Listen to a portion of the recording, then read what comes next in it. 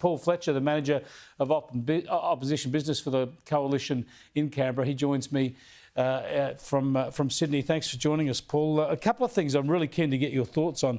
I don't know whether you were able to hear the start of my show, but I talked about Angus Campbell. We've got a new CDF starting on July the 1st.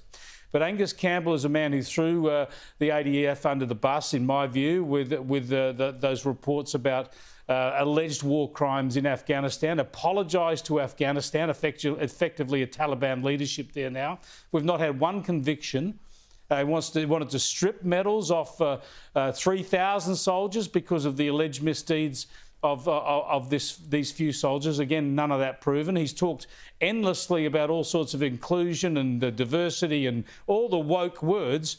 I mean, he's really taken the warrior culture out of our defence forces, hasn't he? And thank God there's a change. Well, I'll leave it to others to buy into that particular issue. I'll just acknowledge the service of General Angus Campbell. It's a very challenging job, an enormously important job.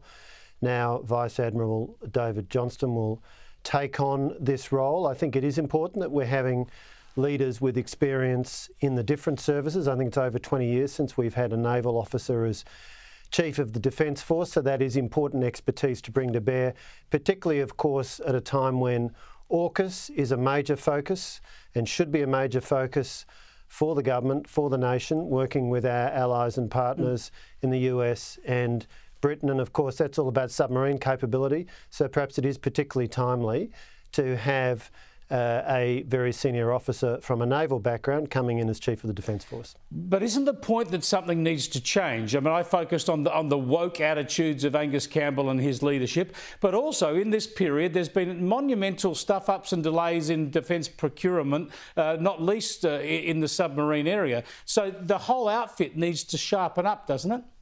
There is no more important and demanding job than the job carried out by the Australian Defence Force, its personnel, and of course the civilian staff of the Department of Defence. As you rightly say, procurement decisions have an impact for 10, 20, 30, 50 years. They're enormously important. These are huge amounts of money that are being spent. But of course also issues like maintaining the target strength of the ADF. That is a considerable challenge that we're seeing at the moment. And what the ADF does is enormously important. And of course, they're preparing for tasks that we hope they never have to discharge. But when we need them to carry out those tasks, there will be nothing more important for the safety of Australia.